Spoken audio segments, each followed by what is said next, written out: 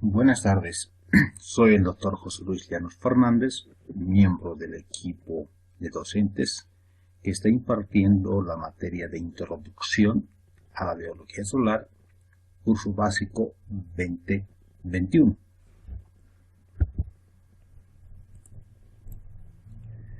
En esta oportunidad vamos a hablar del capítulo número 14, que titula Células procariotas. En esta primera parte vamos a hablar de las bacterias y de sus genes. Los objetivos de aprendizaje de este capítulo son que el estudiante debe conocer las características estructurales y funcionales a nivel molecular de la célula procariota, describir las características de la pared celular procariota, conocer las diferencias de las bacterias gram positivas y gram negativas en relación a la pared celular, comprender el metabolismo bacteriano diverso y finalmente conocer las características de las exotoxinas y endotoxinas de las bacterias patógenas. A manera de introducción, podríamos plantearnos una pregunta. ¿Qué son las bacterias? Son células procariotas que constituyen los seres vivos más pequeños y los más simples desde el punto de vista estructural.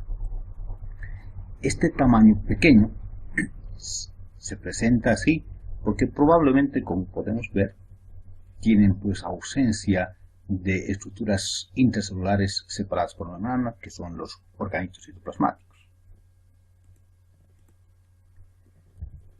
Las bacterias, a pesar de su simplicidad estructural, desde el punto de vista bioquímico y metabólico, estas estructuras son seres muy complejos, diversos, lo que permite su adaptación en diferentes hábitats. Como pueden ver, hay bacterias de lugares de extremo frío y bacterias que pueden vivir en el calor. De modo que van a estar también en la superficie o en la parte interna de todos los seres pluricelulares. Las bacterias, muchas de estas van a causar enfermedades, la gran mayoría son inofensivas e incluso muchas de ellas son beneficiosas, como las que se encuentran en el tubo digestivo. La forma de las bacterias es diversa. Cuando tienen la forma esférica se las denomina cocos, cuando son alargadas se las denomina bacilos y cuando tienen una forma helicoidea se denominan espirilos. Pueden estar de dos en dos, denominados dipococos, pueden estar en forma de filas, se denominan estreptococos, tetradas, sarcinas o en forma de racimos de uvas que vamos a denominar estafilococos. Tenemos entonces los diplobacilos, los estreptobacilos, los cocobacilos y en el caso de los espirilos, espiroqueta y vibriones. La estructura de las bacterias es simple a pesar de su diversidad y su complejidad metabólica. Podemos decir entonces que una bacteria muestra diferentes elementos. Dentro de estas, la cápsula, que como bien sabemos es una estructura viscosa, en muchas bacterias son de tipo gruesa. Tenemos las paredes, que también son rígidas y gruesas. Tenemos la membrana plasmática que rodea el citoplasma y va a presentar unas prolongaciones denominados mesosomas. Tenemos el citoplasma, que va a contener una estructura denominada nucleoide que correspondería al núcleo de las células eucariotas. También vamos a encontrar inclusiones y en forma de gránulos poliribosomas.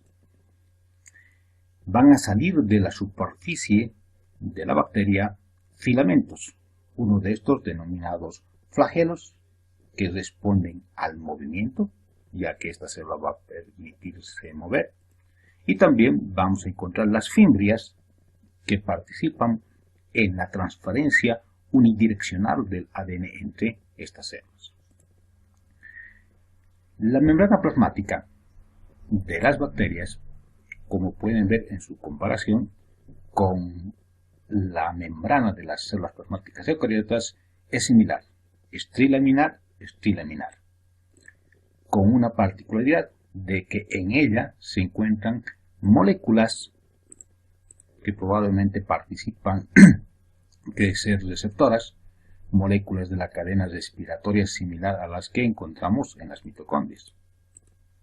De modo que esta estructura bacteriana, a nivel de su membrana interna, puede presentar invaginaciones que después se van a denominar como mesosomas. Estos mesosomas son estructuras que participan de procesos funcionales como la respiración, pero también participan de la formación de septos en la pared que aparecen cuando las bacterias se dividen, ya que si ustedes recordarán, las bacterias no presentan mitosis, sino una división por fisión. Los nucleoides, que son estructuras que están dentro de la bacteria, son regiones redondeadas o alargadas, claramente visibles en las microfotografías electrónicas. Este nucleoide contiene sin duda el cromosoma de la bacteria y a menudo se encuentran cerca de la membrana o unidas a la membrana plasmática. Recordad también que el ADN de la bacteria es un filamento circular que comprenden dos cadenas dispuestas en hélice que más o menos pueden llegar a medir 1 milímetro de longitud, y esta molécula se pliega lo bastante como para poder caber dentro de la bacteria. Si hablamos de los plásmidos, que como pueden evidenciar son estructuras pequeñas de cromosomas que se encuentran fuera del nucleoide.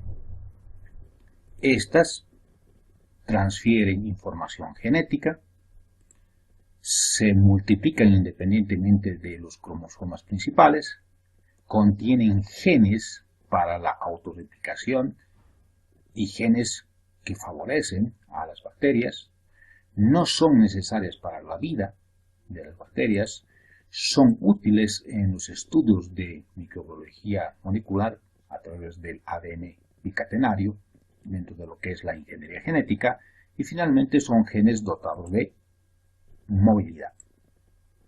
Cuando estos plásmidos se incorporan dentro de un cromosoma en la bacteria, prácticamente se los va a denominar como episomas. Los transposones de las bacterias pueden pasar de una bacteria a otra sus genes contenidos dentro de esta estructura, un hecho muy significativo para la supervivencia de las bacterias.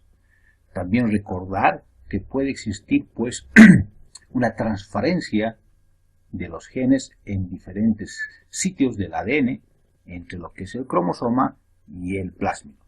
Este transposón puede ir entonces de uno a otro o viceversa. Estos transposones prácticamente permiten que exista variación genética entre las bacterias. Facilitan, por ende, en gran medida, la transferencia de la resistencia a los antibióticos y a otras sustancias tóxicas para ellas. Muchísimas gracias por su atención. Continuaremos con una segunda parte. Gracias.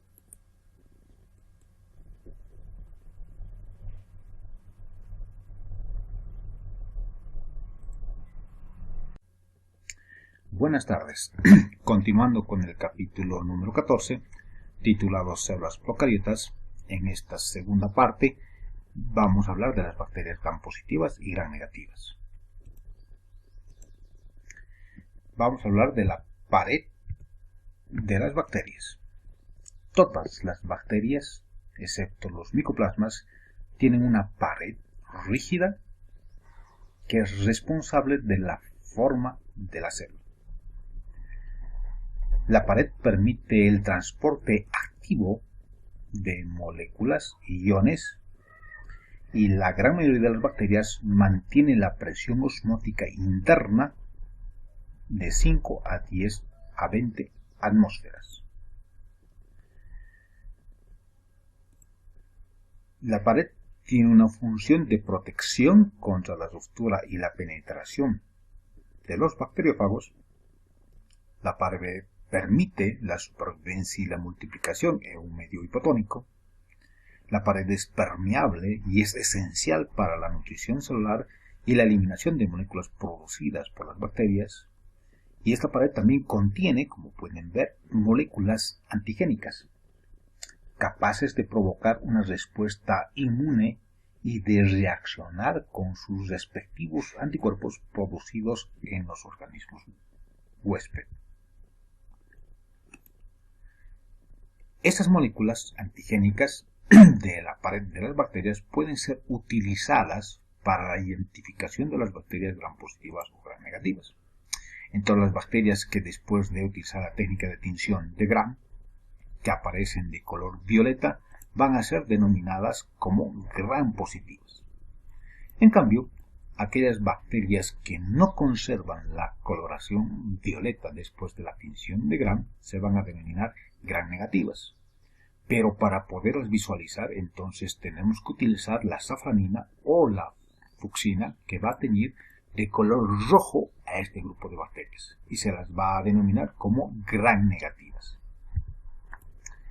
Si hablamos de la pared de las bacterias gram positivas, es simple, formada por peptidoglicanos, que como ustedes recordarán son cadenas de aminoácidos unidas a una cadena de hidratos de carbono, que van a estar situados entre lo que es la membrana plasmática y la cápsula externa.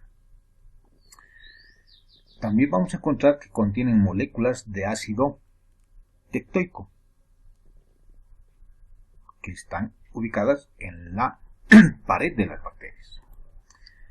Estos ácidos son polímeros compuestos de varios tipos de moléculas, como ustedes recordarán, de glicerol, hidratos de carbono y aminoácidos. La estructura molecular de la pared de las bacterias gram negativas es muy compleja. Tenemos la membrana plasmática e inmediatamente tenemos una capa de peptidoglicanos, que es la capa delgada. Tenemos una segunda capa de lipoproteínas que contienen enzimas hidrolíticas y proteínas que captan nutrientes. Tenemos una tercera capa llamada membrana externa de estructura trilaminar, mosaico fluido, que contiene porinas.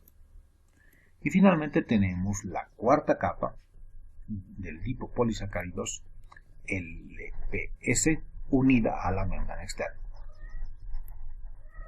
Si hablamos de la cápsula bacteriana, que es este elemento que está acá, la parte externa de la bacteria, se encuentran las bacterias gram positivas, como también en las gram negativas. Es una capa de espesor, como pueden ver, y constitución muy variable, y da de consistencia mucosa.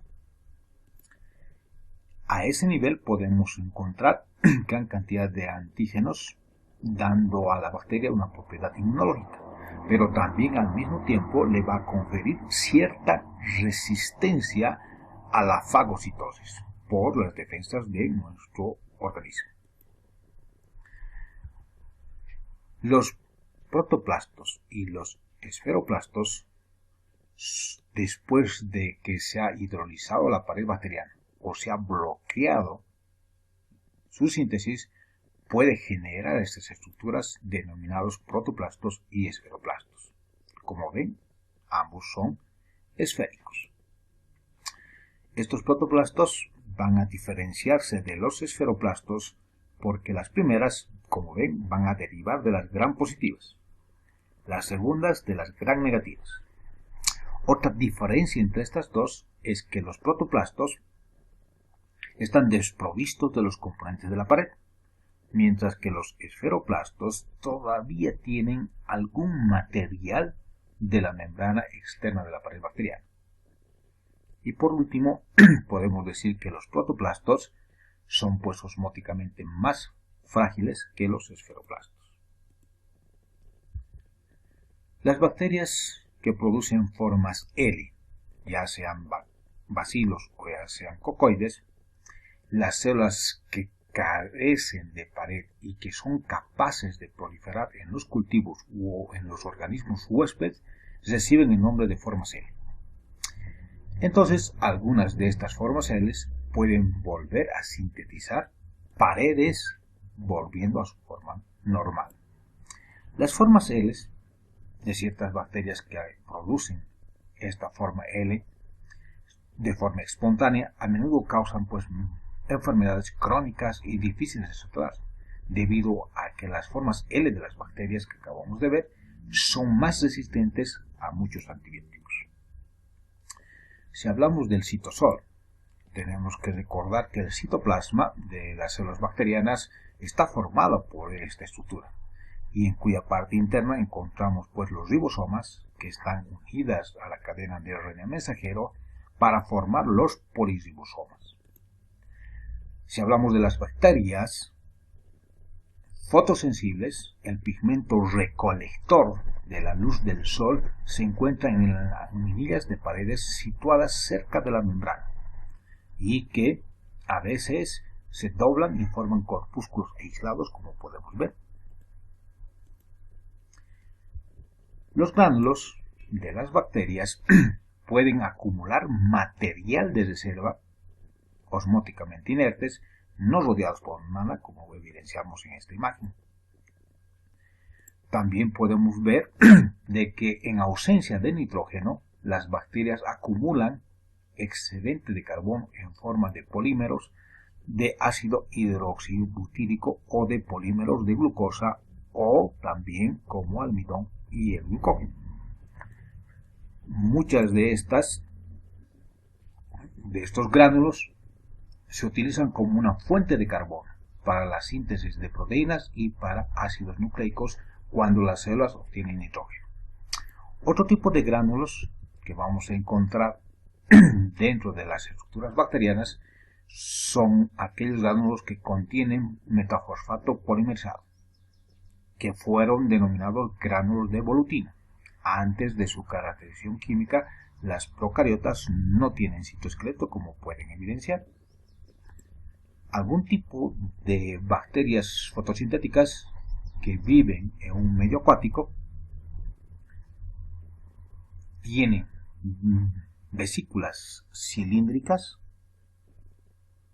limitadas por membranas proteicas que contienen gas, las cuales controlan la fluctuación de este microorganismo. Esta fluctuación le va a permitir un control a la bacteria en el medio líquido donde vive. La profundidad, por ejemplo, conveniente para encontrar nutrientes. También le permite a la bacteria encontrar la concentración de oxígeno adecuado y obviamente la intensidad luminosa. Muchísimas gracias por su atención. Continuaremos con una tercera parte. Gracias. Buenas tardes. Continuando con el capítulo número 14, titulado Células procariotas. En esta tercera parte vamos a hablar de las prolongaciones filamentosas y del metabolismo bacteriano.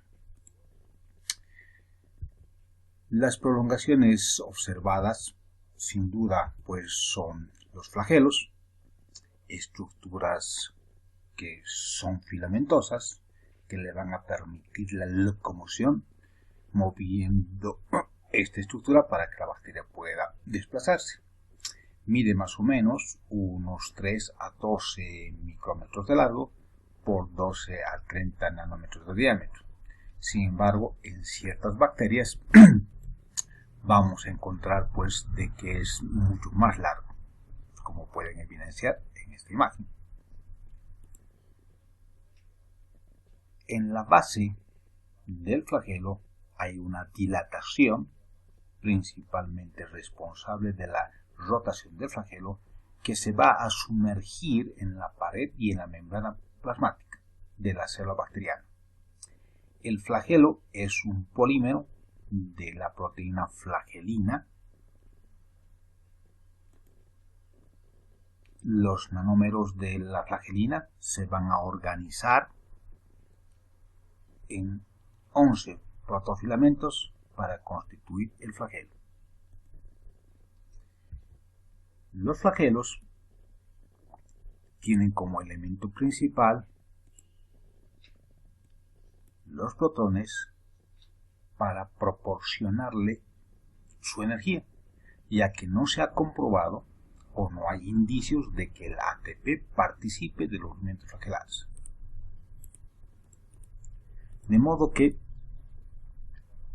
los flagelos son rotores semirrígidos en los cuales la célula les imprime un movimiento de rotación. El flagelo puede girar en una dirección durante un tiempo y luego girar en dirección opuesta durante otro tiempo, cambiando la dirección del movimiento bacteriano. Las otras prolongaciones se denominan fimbrias y, como pueden ver, son filamentos rígidos de naturaleza proteica, numerosos, delgados, cortos en relación a los flagelos. No están asociados a la locomoción. Estas fimbrias son de dos tipos. Las primeras, denominadas comunes, que pueden promover la adhesión de este grupo de bacterias a las células eucariotas, teniendo un papel patógeno sin duda. Las segundas, llamadas fibras sexuales, es más larga, que son responsables de la fijación de las bacterias durante el proceso de conjugación.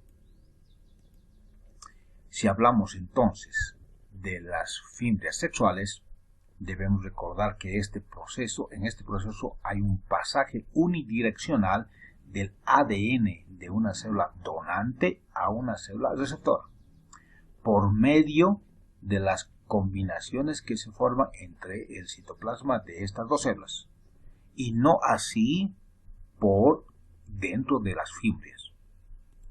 De modo que, si nosotros vemos una bacteria donante y una bacteria receptor, la donante es la que va a tener la fibra sexual, que le va a permitir unirse a la bacteria receptora.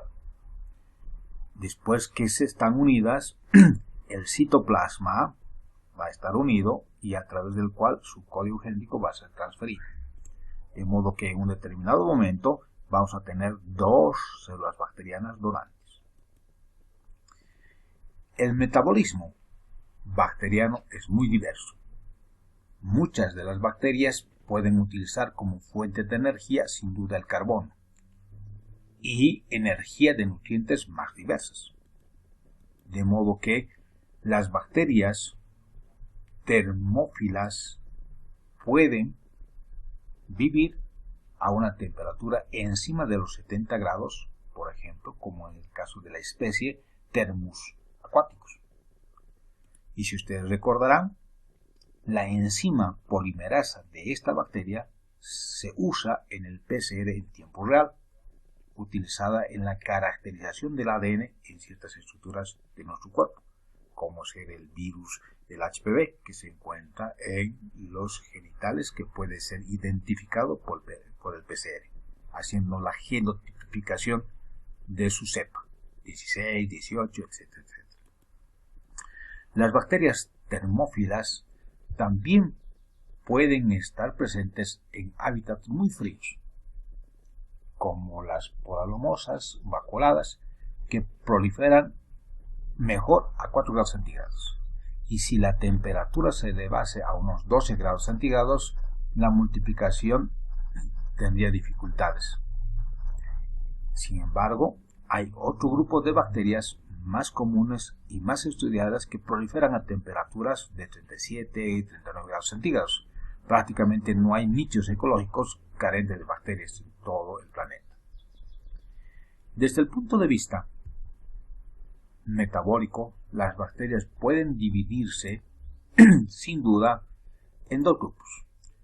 Fotótrofas, cuya fuente de energía es pues la luz solar, y las quimiótrofas, cuya fuente de energía es pues compuestos químicos. Dentro de este grupo tenemos a las quimiolitotróficas. El componente donador de energía es inorgánico. Las quimioorganotróficas, compuestos de energía orgánico como hidratos de carbono, vitaminas y ciertos aminoácidos, proliferan en medios de cultivo. Las bacterias anaeróbicas, aeróbicas y facultativas pueden vivir tanto en medio aeróbico con oxígeno como anaeróbico sin oxígeno en cuanto a las facultativas.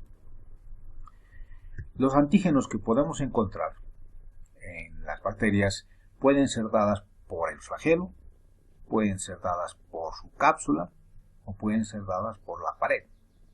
Son antígenas que proporcionan las bases para el análisis inmunológico, el cual también es importante para la identificación bacteriana. El estudio de la secuencia de nucleótidos en el ADN bacteriano por medio de técnicas modernas ha permitido la identificación y la clasificación de las bacterias. Hay varios tipos de bacterias que contienen como componentes de su estructura o liberan al medio de cultivo sustancias tóxicas que van a recibir el nombre de endotoxinas y exotoxinas respectivamente. Es así que si hablamos de las exotoxinas, son secretadas por las bacterias que alcanzan altas concentraciones en el medio de cultivo, son producidas por bacterias tanto gram positivas como gram negativas, son polipéptidos esas exotoxinas con un peso molecular de unos 10 a 900 kilodaltons, altamente tóxicas cuando son inyectadas en animales de laboratorio, unos pocos microorganismos causan la muerte. Estas exotoxinas son inestables, la toxicidad es destruida por el calentamiento superior a 60 grados centígrados, se unen a los receptores de la membrana celular y por lo general no causan fiebre. Cuando hablamos de las endotoxinas, que es el otro elemento que se libera durante la proliferación de las bacterias en el cultivo, estas endotoxinas, una parte integral de la pared de la bacteria gram negativa, son liberadas principalmente cuando las bacterias mueren, encontradas exclusivamente en bacterias gram negativas, son lipopolisacáridos de la pared bacteriana, toxicidad moderada, son más estables, resistentes al calentamiento que las exotoxinas, no se observan unión con receptores y generalmente causan fiebre por la liberación de sustancias activas en el organismo infectado. Entonces, hay bacterias como el Clostridium tetani o el Clostridium botulinum que causan tétanos y botulismo. La cantidad para que generen estas enfermedades son mínimas, 0,01, 0,002 miligramos es suficiente para causar la muerte de un ser humano. El Vibrio cholerae libera exotoxinas compuestas por subunidades A y B que causan un aumento de la actividad del adenatoxicasa, la enzima que caracteriza la síntesis del ADN cíclico y genera una diarrea, muerte por diarrea grave, deshidratación, acidosis y desequilibrio electrolítico en los pacientes.